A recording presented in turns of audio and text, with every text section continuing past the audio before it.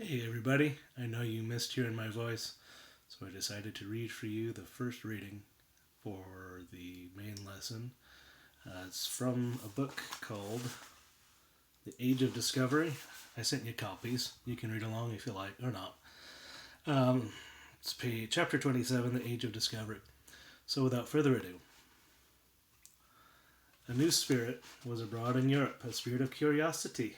There's a new eagerness to find out things, to discover the unknown. The next great step in discovering the unknown was made in the Iberian Peninsula, the land south of the Pyrenees, in Portugal and Spain. It happened while England and France were still locked in the Hundred Years' War.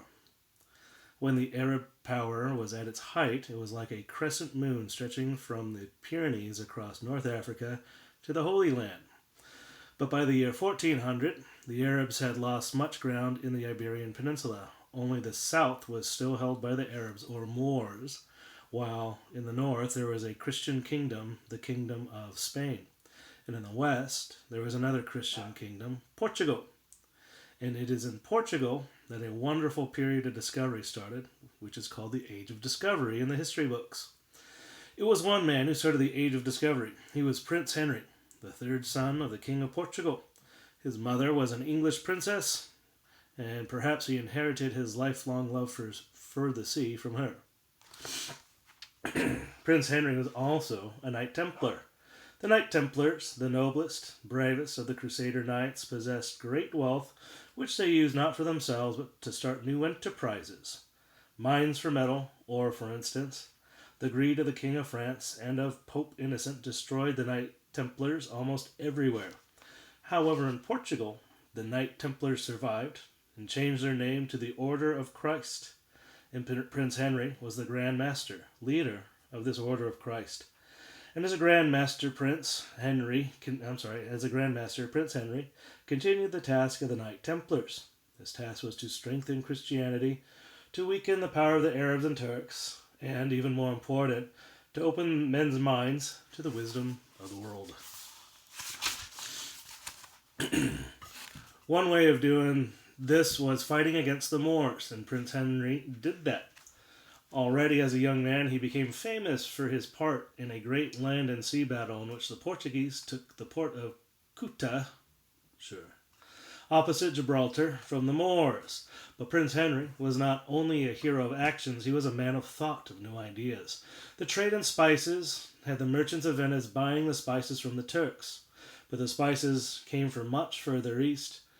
They came from islands in the Far East. The Turks brought the spices from India and became rich selling them to Venice. But if the ships of Portugal could reach India, it would finish the Turkish profits and make Portugal rich.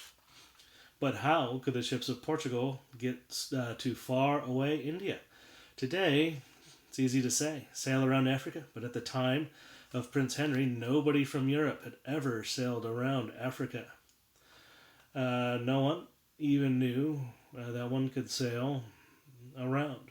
No one knew how big or small Africa was. Well, some people knew, didn't they? They lived there. But anywho, there was no knowledge, but there were strange tales. If you look at the map, right? Wait, you don't have a map. Well, look it up. If you look at the map, you see a great bulge on the west coast of Africa. Such a bulge is called a cape. This cape was only known from hearsay. No European had seen it.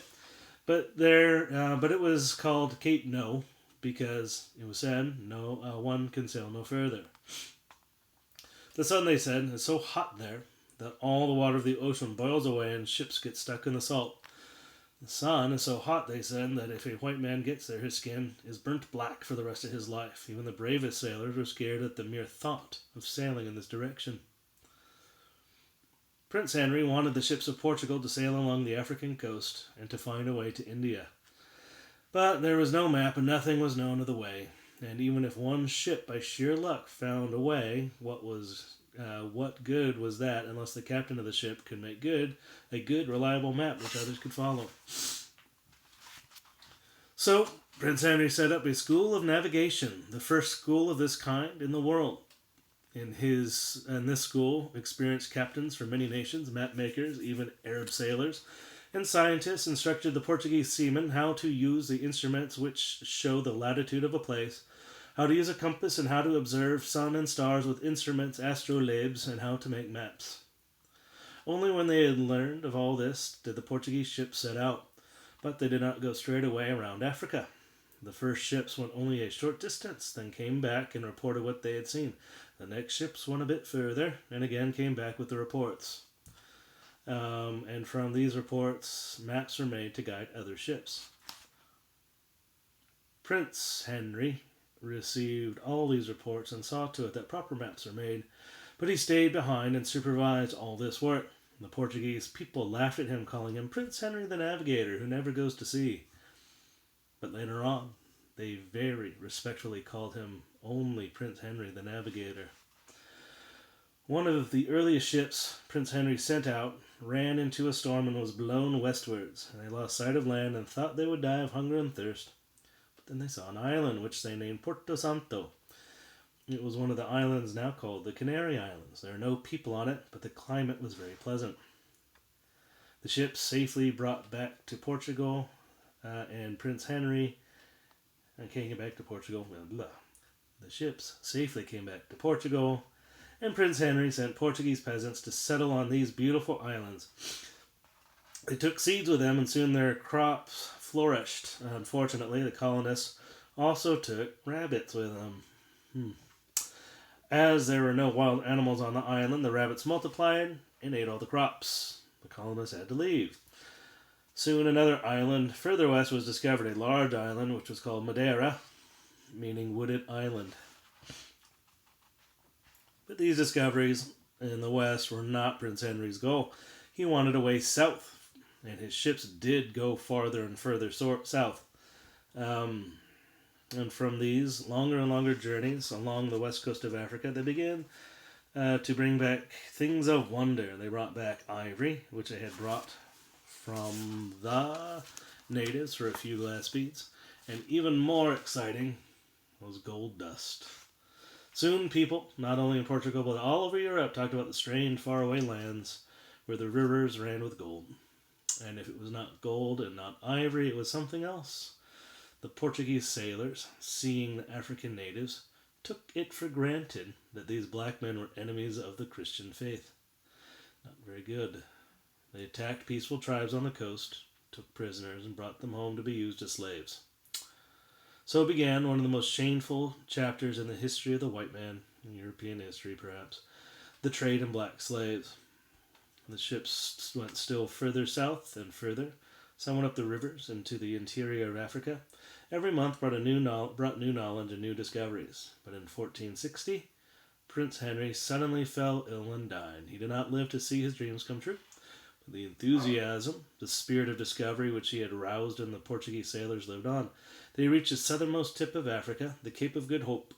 They sailed round the Cape, and 38 years after Prince Henry's death, the Portuguese captain Vasco da Gama reached India. Within a few years, the people of Europe began to buy their spices from Portugal. The Turks lost all their trade, and the power and wealth of Venice also declined. You'll remember, we also talked about the fall of the Byzantine Empire, kind of marking a change in that as well, yeah? 1452 that happened. But something much more important had happened. Prince Henry the Navigator had shown the world that ships could sail into unknown seas, and so had turned men's minds to the high seas and the unknown land beyond. The navigator who never went to sea has started the age of discovery. And that's today's reading. I want to thank you very much for joining me, if you do, and if not, whatever. That's okay too. Remember, folks, to hit like and subscribe. See you guys.